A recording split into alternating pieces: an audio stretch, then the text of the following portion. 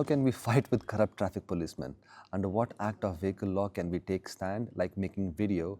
What are the act's numbers? Where can we complain about them? For an example, if we say you cannot pull out the bike key, so what section it lies into? I'm trying to find the channel or person who can give us correct info.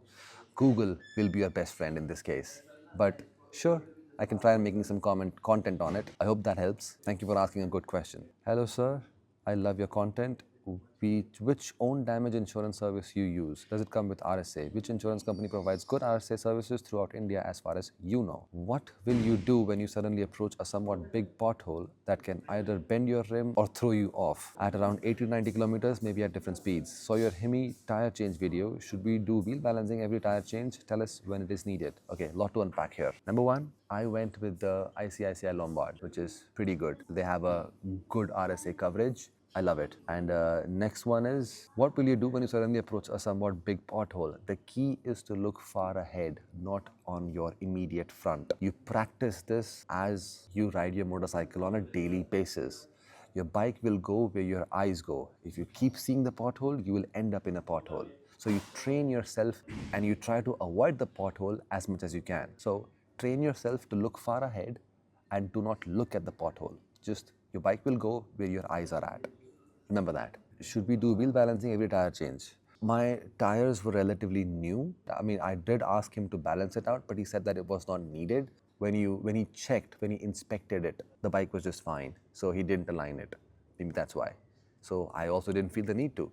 But how often should you do a wheel alignment check? If you feel something is off, because you feel everything behind your handlebar. If you feel something is off, definitely go and get it checked. That's about it. I didn't feel anything, so I didn't. What basic tools and equipment should a person need to have so that they can do basic repairs on their own? P.S. I'm prepping my old pulsar for extensive surgery. Links to the tool are appreciated. A basic Stanley toolkit would suffice in pretty much every scenario. And the tools that come with the bike are also pretty much sufficient for you to do almost anything on the bike, except for removing the suspension. For that, you need a torque wrench. At this age, when you are the sole financial pillar of your family, how do you cope with the thought of getting into an accident? Well, you keep that in mind and you ride mindfully. You don't do a rash drive, you don't engage with people who are wanting you to get into a race. Don't. Stick to your speed, stick to your lane, obey the rules, be alert. That's about it. You do that on a daily basis. Nice question. Podcast worthy, I would say. Hi sir, please make a video on how to mount luggage on Interceptor 650. Eagerly waiting for the community channel you promised to create for the 650s. Yes, it's year end. I'm constantly between visiting my family members and my friends. So yeah, I will do it for sure. And make a video on how to mount luggage on Interceptor. Sure, you got it. I'll do that. I also have to install a top rack on my Interceptor and make an installation video on that. That'll happen very soon. And yes, thanks for the reminder. What is your opinion on FZ250? Should I continue it a few more years or upgrading to Himalayan 450 pre-owned is worth? By the way, I bought it in 2023, and also how can I upgrade my rubber hose lines to steel braided for my bike? Any sources, because I couldn't find any for ABS. Do a little online search and you will find a lot of things. Venhill is what I have and I would recommend. They do excellent clutch and accelerator cables. Maybe you want to look into that. Should you continue on FZ250? I think it's a good bike. And if you want to go for a Himalayan 450 pre-owned, that'll be a very good choice also. Do take a test drive, and multiple ones if you can. And only that will let you know if you want to be with this bike or not. Because yes, that bike is a little top heavy. It takes a lot to maneuver that bike in slower speeds. So you have to live with it to really get to know the nuances of that bike. I hope this helps. Hi Sri Bro, thank you for answering my previous question. I went to RE showroom to look at Meteor 350 and there I saw Classic 350 Emerald Green variant and it looked gorgeous, so booked it. So after getting the Classic 350, I'm planning to upgrade to a Performance Air Filter and Fuel X Pro. Does it bring a significant and noticeable change to the 350? Or is there something else I can upgrade in the Classic 350? Yes, go for the spark plugs, go for the air filter, go for the exhaust if you want to. And definitely adding a Fuel X will make a lot of difference in your fueling mixture. Your bike will not lug in lower RPMs and it'll feel a lot more responsive and snappier when you give it a little bit of throttle. That's what. What's your take on mobile CarPlay systems on two wheels? Personally, I feel they're a bit overkill. Since you're riding a bike, apart from navigation, most of the features seem unnecessary and not very useful. You are right, they're not. Because changing music and navigation, everything is there on your phone and your comm systems. So, yes, it is a bit overkill, but I do have one from Aochi, ACCOII, and those are pretty good ones. So in short, yes, CarPlay systems on two wheels are a bit overkill. Even if I do install it, the only reason for me to install a CarPlay system on the motorcycle would be so I can preserve my battery and I can have a much cleaner way of looking at the GPS. That is it. I won't be using anything else. I'll only be able to answer this much more clearly once I install this myself. But I do have an opinion on it that yes, they are a bit too much according to me. Because as it is, you're looking at the speedometer and then the information on the CarPlay system and then you're hearing something also. Yeah, a lot goes on there. I hope that answers your question. What's your town hall level? 14.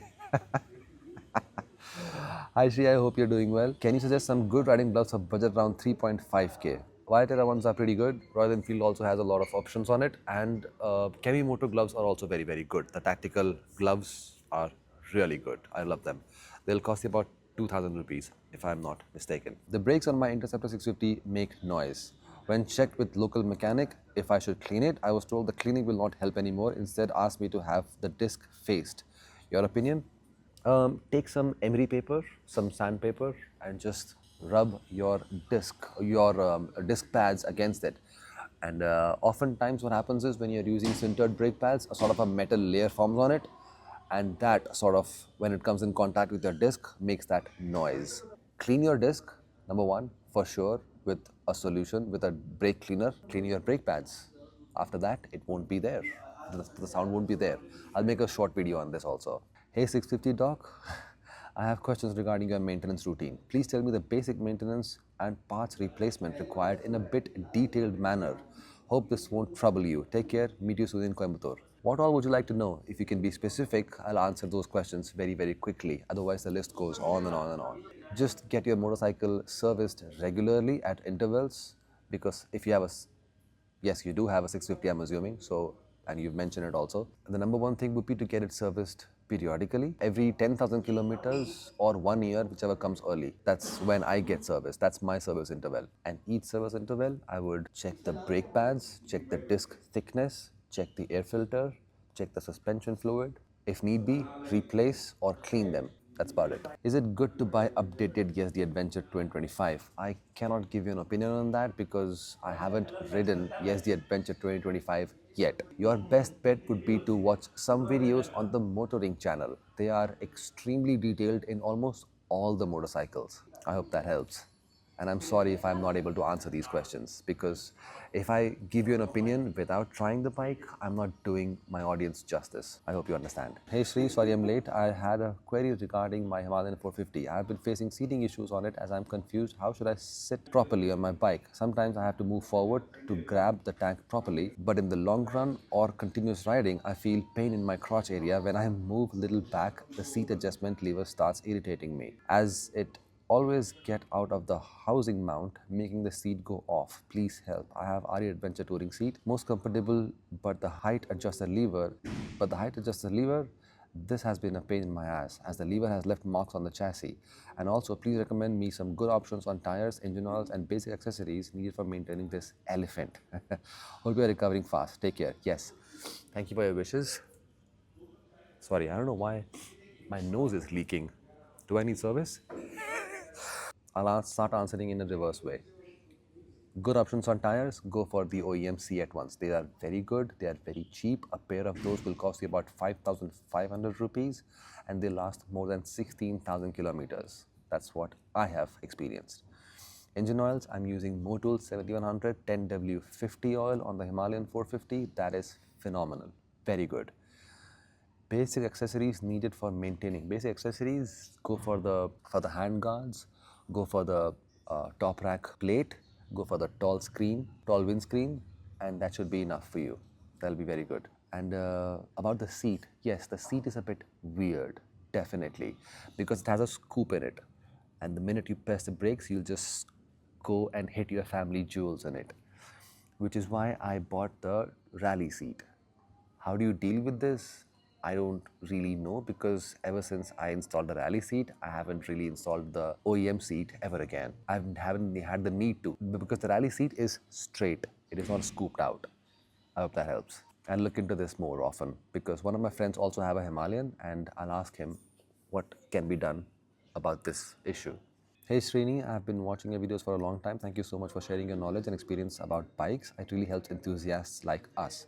I live in Manali and currently own an R15 V3 black because I loved MotoGP. Who doesn't? Last year, I also bought the all-new Himalayan in Gamut White. Both bikes are totally different in character, and I genuinely love riding both of them. However, one thing I've noticed is that neither engine really enjoys slow, relaxed riding like dug, dug, dug. And they keep asking to move on. I'm not confused about my next step. Does 650 series feel calmer and more relaxed, like it doesn't want to hurry and lets you enjoy the ride, or would the 350 series suit that kind of laid-back, peaceful riding better? My heart is stuck on the Interceptor 650, especially because of that twin silencer look, but my mind keeps going back to the calm dug dug dug character of 350 series. I would really love to hear your thoughts on this. Well, the 350 series has a longer stroke. That is why it makes that noise. That is why it is more relaxed and comfortable at slow speeds. If you really love that twin silencer look, you might want to consider Classic 650. Otherwise, I would have suggested Bear 650. That is also a very, very good bike. These bikes are made to cruise, and when these were being designed, people didn't really have slow speeds on their minds, which you can do. There's no harm in doing that, but they won't make that sound. That's what it is. I hope I answered this question correctly. If not, let me know in the comments. I will definitely answer it there. Hey bro, a second question. What are the things that should be checked in PDI once the vehicle arrives at the dealership? Is there a checklist or something like you follow? Thank you. I think I did make a video on your pre-delivery inspection things. Just walk around the bike, match the chassis number with the paper details. Just visually inspect the bike for any damages. The trip should not be more than 10 kilometers. It should be always under 10 kilometers, your odometer I'm talking about. And check if you are not overpaying for insurance. Check if the battery is in a good health. That's pretty much it. All right, this concludes this Q&A session. Thank you so much for patiently waiting for it. And this will be the last Q&A video of this year. I'll start this again next year, which is in 1 week from now. So again, I can't thank you enough to actively take part in this Q&A series.